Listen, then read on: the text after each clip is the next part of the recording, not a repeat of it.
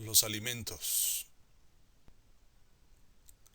Comúnmente conocemos como alimentos todo aquello que se come, especialmente lo que es más nutritivo, pero jurídicamente son todas aquellas cosas que una persona necesita para poder vivir dignamente.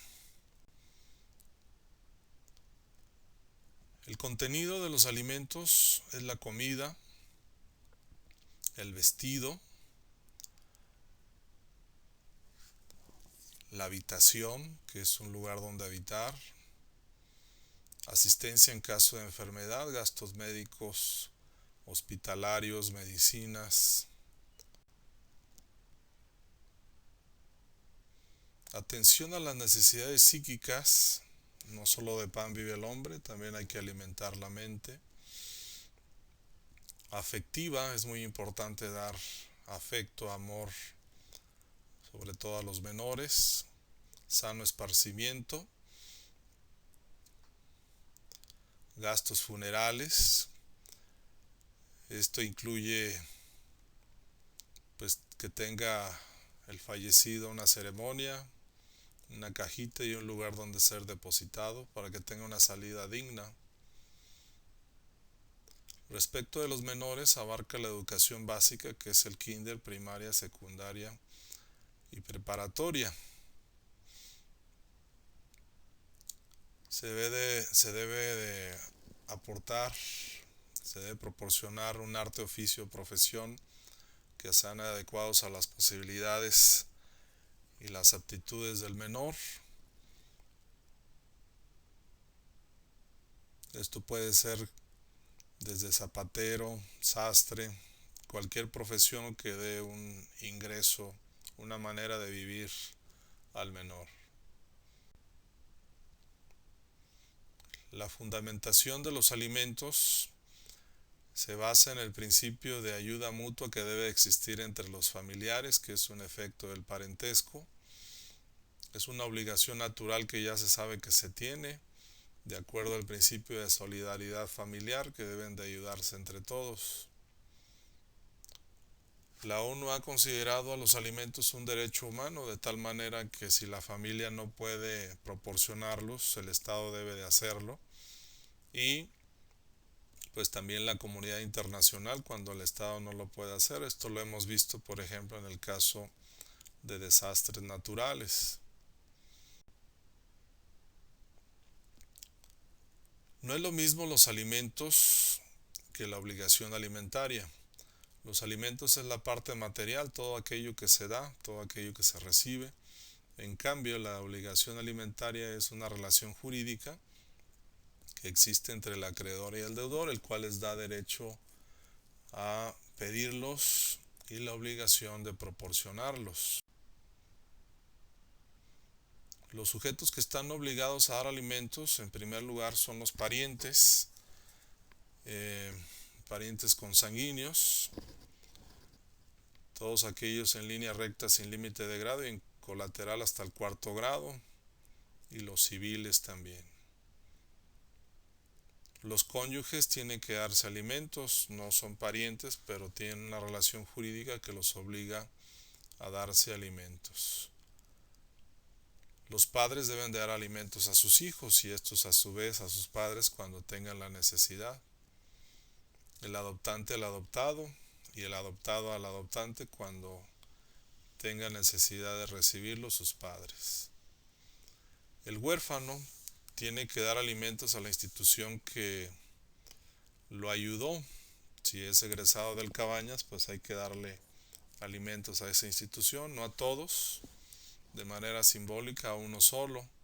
Tampoco puede elegir a quién les va a dar, nada más de manera simbólica. La sucesión testamentaria, esto es cuando existe un muerto y un testamento, está obligada a dar alimentos a todos los que dependían del difunto, que serían los descendientes. En el caso de los descendientes, pues si están estudiando hasta que lleguen a la licenciatura, en términos normales y sin interrupciones. al cónyuge supérstite, o sea, a la viuda, siempre y cuando no contraiga nupcias y tenga la necesidad de recibirlos. A los ascendientes y demás parientes que estén en estado de necesidad, que no tengan bienes y que no puedan trabajar. La concubina tiene derecho a recibir alimentos. La sucesión testamentaria está obligada a dar alimentos. Solamente en este caso, de manera general, en Jalisco no existe el derecho a recibir alimentos entre concubinos. Los sujetos legitimados para ejercer la acción alimentaria es el acreedor alimentario, que puede ser el niño, puede ser el papá en estado de necesidad o puede ser la esposa. Si éste no puede, el ascendiente que tenga la patria potestad, que casi siempre va a ser la madre, el tutor, que es una persona distinta a los padres, los hermanos, el Ministerio Público, que aun cuando lo relacionamos a la materia penal, es representante de la sociedad y como tal puede exigir alimentos para el menor. La Procuraduría de Protección de Niñas, Niños y Adolescentes puede solicitar los alimentos para el menor. Esta Procuraduría depende del DIF Jalisco, aun cuando dice que es autónoma, depende del DIF. Y se localiza en Avenida Américas, a un lado de la Volkswagen Américas está la SEAT, en la parte de arriba, en el edificio que vemos, ahí se encuentra la Procuraduría. Forma parte de una institución múltiple que se llama Ciudad Niñez. El aseguramiento de la obligación alimentaria, o sea, la manera de asegurarnos de que se va a pagar, que se va a cumplir, puede ser real mediante una hipoteca, que es cuando se deja una casa en garantía. Puede ser mediante una prenda, cuando se deja un vehículo o cualquier mueble valioso. Puede ser un depósito de dinero.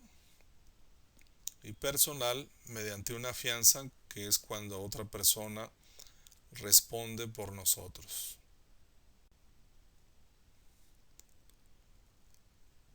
La vía procedimental en la que se promueven los alimentos es la civil sumaria, que es la más rápida.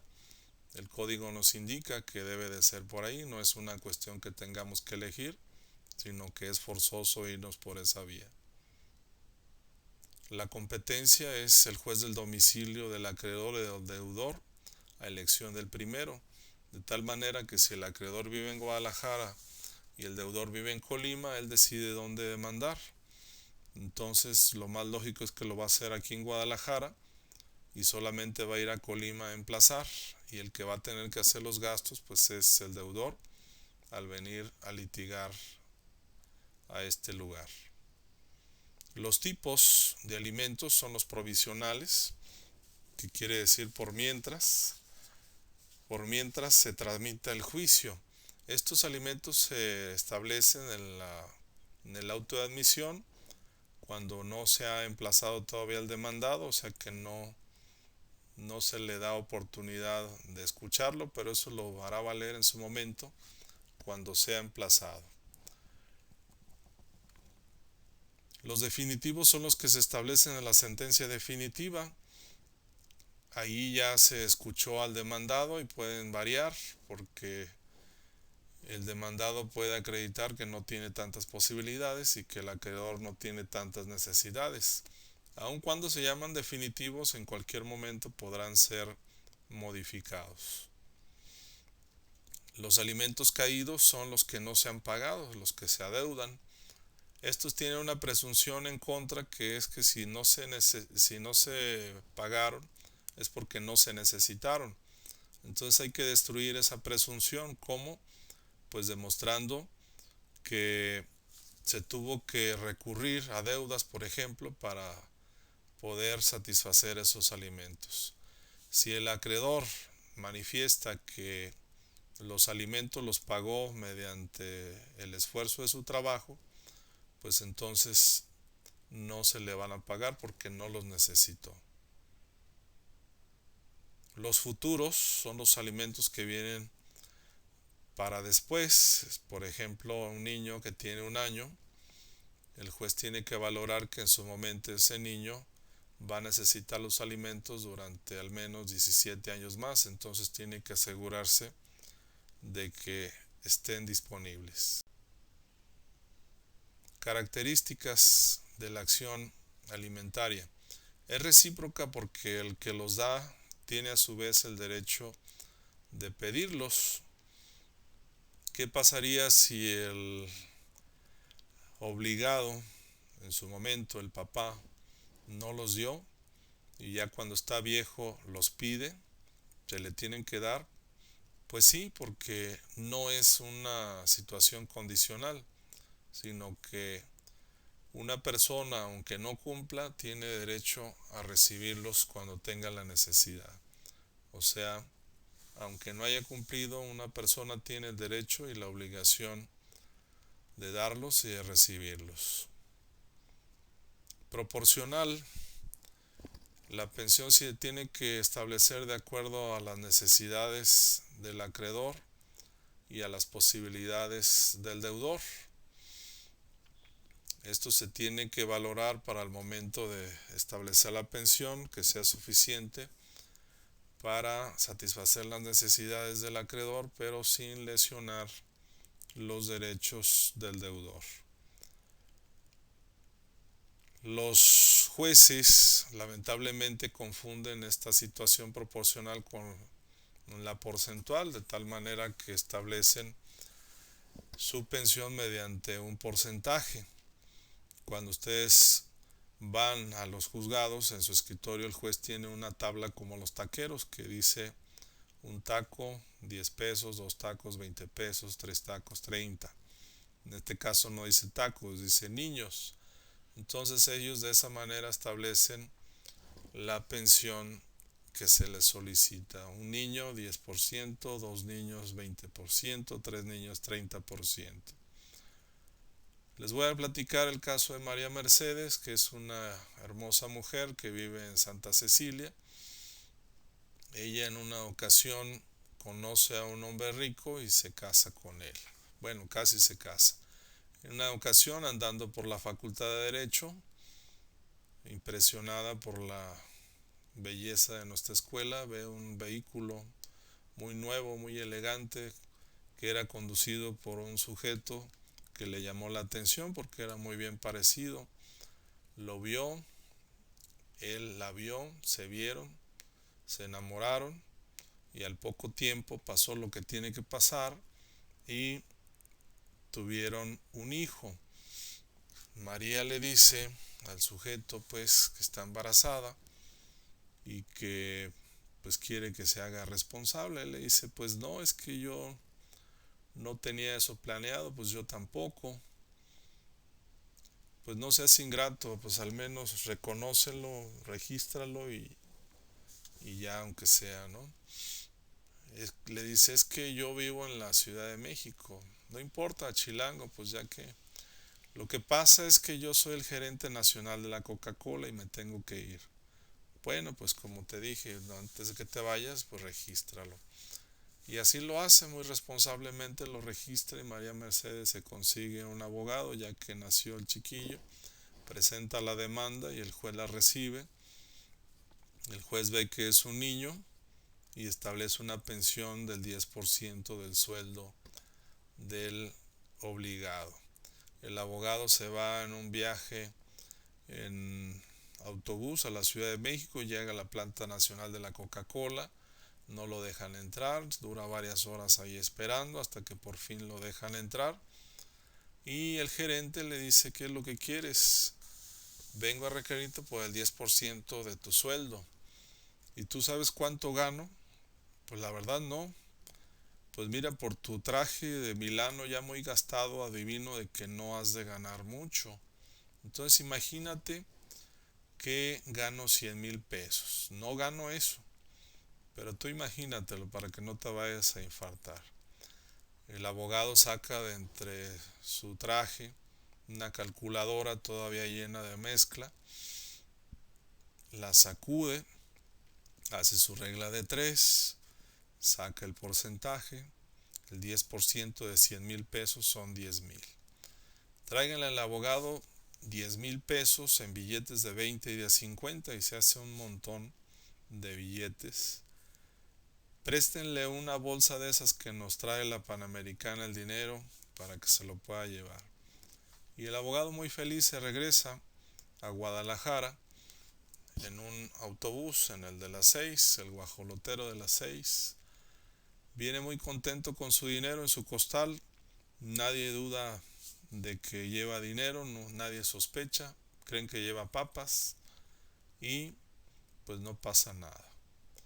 Llega a la colonia Santa Cecilia, a la casa de María Mercedes, se introduce el dineral, el costal lleno de billetes, lo pone en la mesa y María se sorprende de ver tantos billetes y le dice al abogado: ¿qué hago yo con tantos billetes?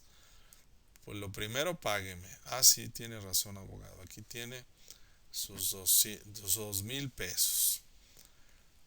Oiga, y ahora que tengo tanto dinero, ¿puedo yo llevar a mi hijo a Disneylandia? Él siempre ha querido conocer. No, señora, no puede hacerlo porque esos serían lujos. Usted debe de conservar su mismo nivel de vida. Ah, qué caray.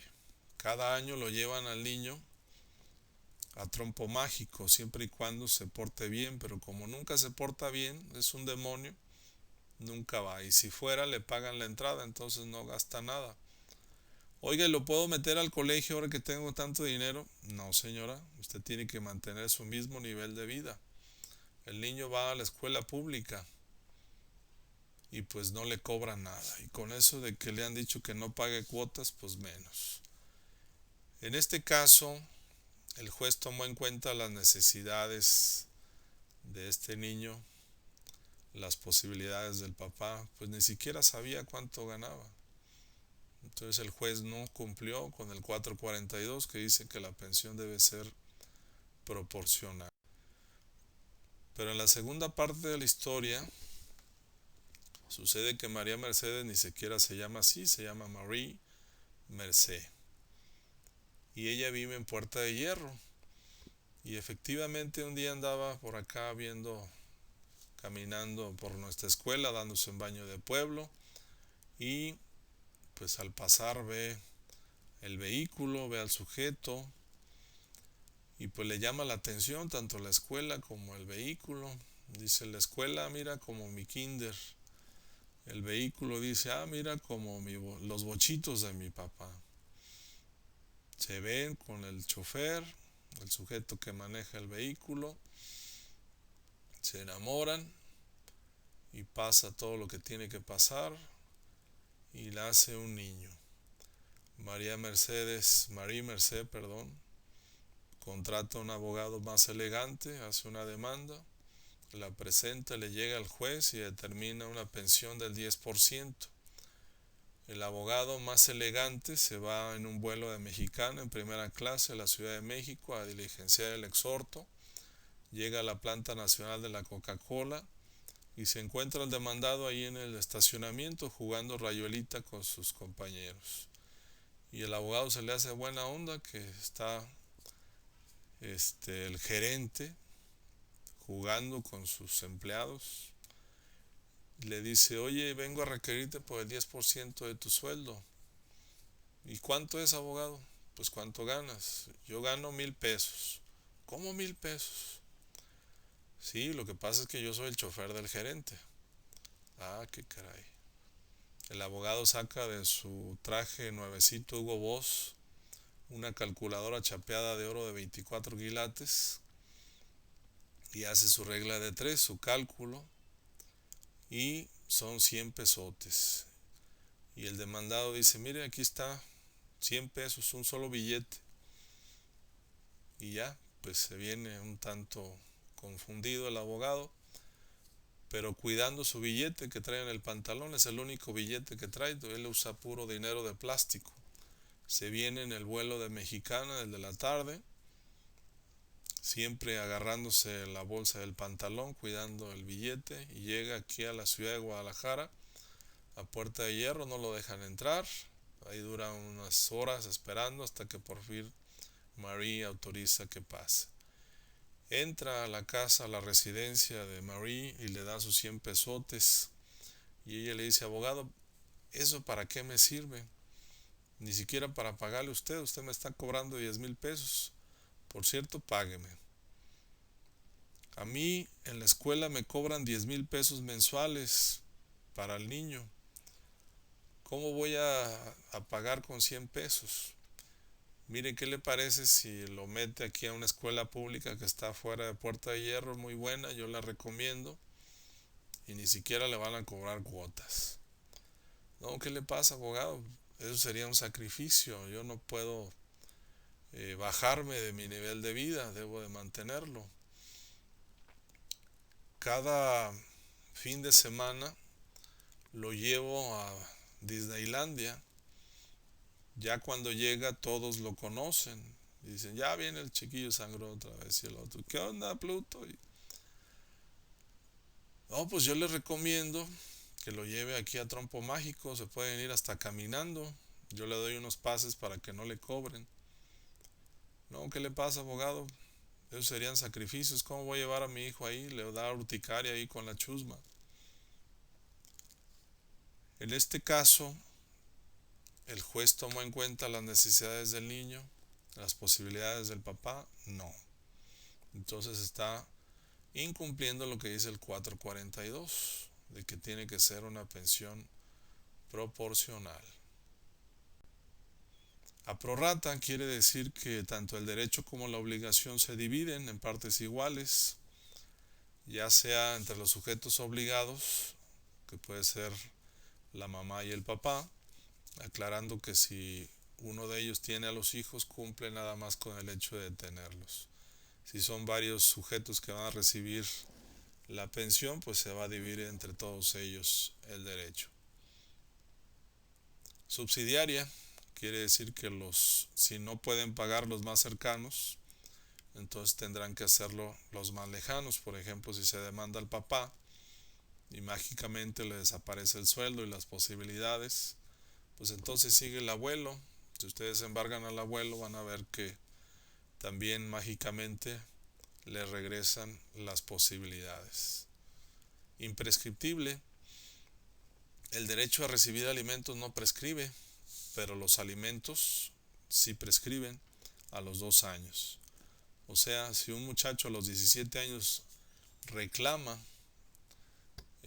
una pensión alimenticia, tiene vigente su derecho, no ha prescrito a pesar de que han pasado 17 años, pero los 17 años de alimentos no los podrá cobrar porque ya prescribieron. En los artículos 1741 y 1743 nos dice que las prestaciones periódicas caducan, prescriben a los 2 años. Irrenunciable, no se puede renunciar al derecho de recibir alimentos porque es vital para las personas. Sería tanto como renunciar a su derecho a la vida, entonces no es posible hacerlo. Intransigible, no se puede negociar con el derecho a recibir alimentos. Tiene que darse en los términos y condiciones que está establecido, en los tiempos. Incompensable, no se puede compensar con otra cosa. La compensación es una manera de extinguir las obligaciones. Si yo tengo que dar una pensión de 1,000 pesos, pero tú me debes 1,000, entonces se podría compensar. O sea, quedar en nada, quedar en tablas. En este caso no se puede hacer porque no se puede subsistir durante un mes con nada más el recuerdo de que yo debo 1,000 pesos. Inembargable, tal como muchas cosas, no se pueden embargar, como las ropas, los instrumentos de trabajo, la cama. El derecho a recibir alimentos no se puede embargar, no está en el comercio. Personalísimo. El derecho a recibir alimentos es inherente a la persona, está dentro de ella, y cuando fallece la persona se termina también el derecho, no se puede transmitir por sucesión. Intransferible, por lo mismo, personalísimo, no se puede transmitir a ninguna otra persona porque es parte integral de la persona misma. Es como si transmitiéramos un brazo, una pierna, no se puede. Preferente, se paga antes que todos los créditos, antes que las hipotecas, prendas, salarios, impuestos, se pagan los alimentos. No existe cosa juzgada. Una vez que se ha dictado la sentencia definitiva, se entiende que hay cosa juzgada, en este caso no. En cualquier momento se podrá modificar la sentencia si se cambian las necesidades o las posibilidades. Para cumplir la obligación alimentaria se puede hacer de dos formas: mediante una pensión en efectivo, ya que de esta manera se puede distribuir entre todos los conceptos que abarcan los alimentos, no puede ser en especie. O incorporando al acreedor al hogar del deudor. En el caso de que el acreedor no quiera incorporarse, no pasa nada, entonces tendrá que ser mediante la pensión en efectivo. El mandato conyugal tácito se los explico mediante este caso. Doña Lupe, que es una mujer que tiene 10 hijos, lo abandona a su marido y se acerca con don Pepe, el de la tienda, y le dice: don Pepe, ¿usted me haría favor de surtirme la despensa? Fíjese que mi marido me abandonó. Y don Pepe le dice que sí, y así lo hace durante varias semanas, hasta que se acumula una deuda de 10,000 pesos, y le dice: doña Lupe, ¿qué pasó? No veo claro, ni un abonito, ni nada. Lo que pasa, don Pepe, es que mi marido es el que le va a pagar. Pero él, ¿por qué? Si él nunca vino a obligarse. Lo que pasa, don Pepe, es que cuando nos casamos recibimos un mandato conyugal tácito. Se denomina conyugal porque lo recibimos con el matrimonio. Es un mandato porque es un poder que me habilita a mí para endeudar a mi marido en materia de alimentos en lo más indispensable. Es tácito porque no es escrito. Y don Pepe, que estudia en el SEMI, le revira y le dice: es que no, doña Lupe, el poder tiene que ser por escrito, en escritura pública, ante un notario público. No, don Pepe. Si usted revisa en el artículo 453, se va a dar cuenta de que efectivamente existe el mandato conyugal tácito y lo recibimos al momento de casarnos. Y así lo hace don Pepe, demanda al marido y efectivamente obtiene su pago. Otra forma de entender esto mismo es la gestión oficiosa. En este caso, don Pepe es el gestor oficioso que hizo algo que nadie le pidió, o sea que no se lo pidió el obligado, el esposo. Y un derecho que tiene el gestor oficioso es que se le indemnice por los gastos realizados.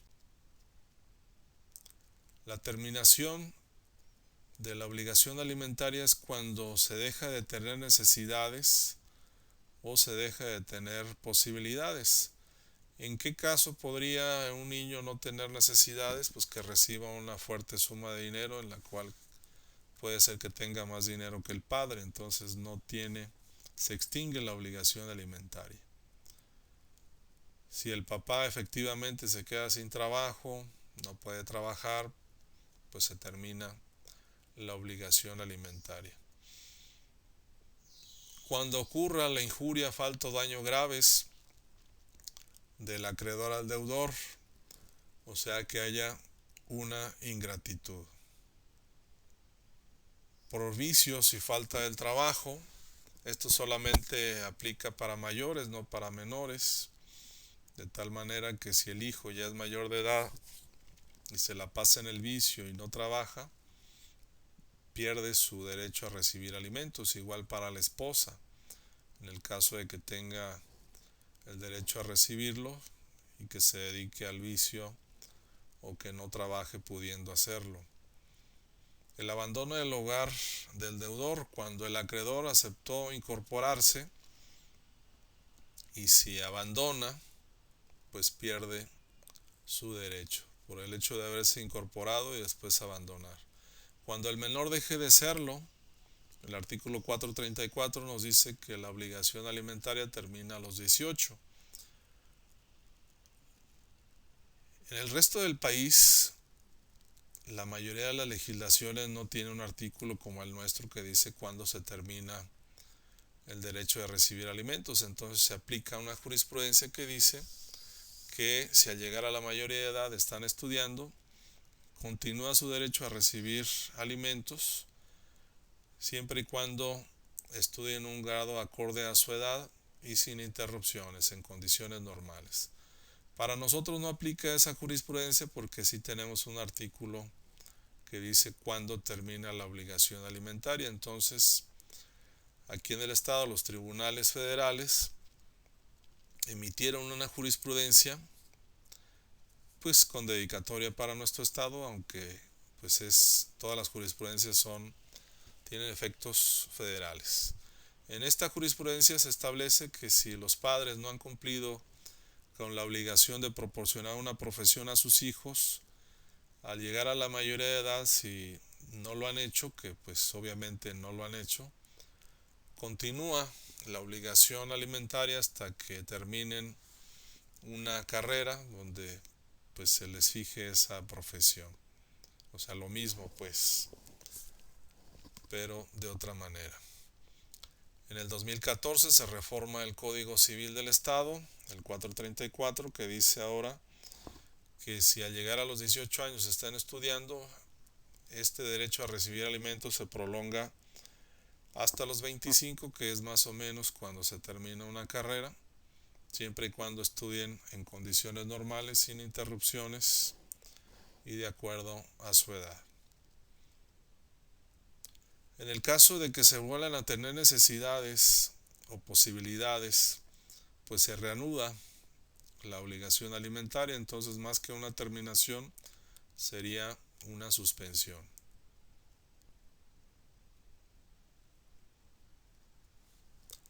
Las etapas del juicio inician con la demanda, se presenta la demanda, se admite, se fijan los alimentos provisionales, se realiza una diligencia de requerimiento, embargo y emplazamiento en el cual se va a requerir por la primera mensualidad. En caso de que no se pague, se embargan bienes y al final se emplaza.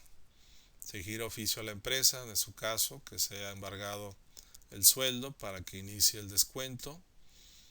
Después viene la contestación de la demanda, la audiencia de conciliación en la cual se va a buscar que las partes lleguen a un arreglo.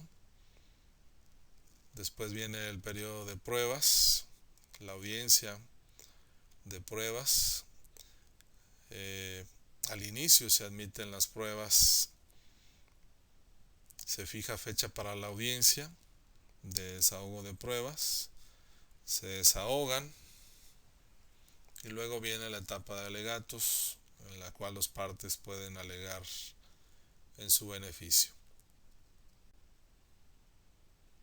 La sentencia se dicta en la cual se ordena una diligencia de requerimiento y embargo. Muchas veces no se realiza porque ya se hizo al inicio. En caso de que las partes estén inconformes con la sentencia, se presenta la apelación, se admite, se remite al Supremo Tribunal de Justicia, la califica, la admite, cita para sentencia, la dicta, y en caso de que las partes estén inconformes, se puede presentar un juicio de amparo, se admite, se emplaza a terceros, se remite a los tribunales federales, se admite y se cita para sentencia. Se dicta la sentencia, la cual ya no admite ningún tipo de recurso o juicio. Como derecho comparado, en la Ciudad de México, a partir de febrero de 1997 se establece un procedimiento sumarísimo en el cual el acreedor puede presentarse ante el juez sin necesidad de abogado, sin necesidad de demanda, simplemente con sus documentos mediante una comparecencia, y a la hora o 2 horas ya sale el acreedor con el oficio dirigido a la empresa para que inicie el descuento. Eso sí es sumarísimo. En el Código Civil de la Ciudad de México se considera al patrón acreedor solidario y subsidiario para el caso de que no informe correctamente, informe de manera falsa, incompleta. De esa manera se convierte en acreedor solidario y subsidiario, o sea, va a pagar en lugar de su trabajador. También en el Código Penal esta conducta se considera un delito, entonces el patrón va a ir a la cárcel y va a pagar los alimentos que le corresponden a su trabajador.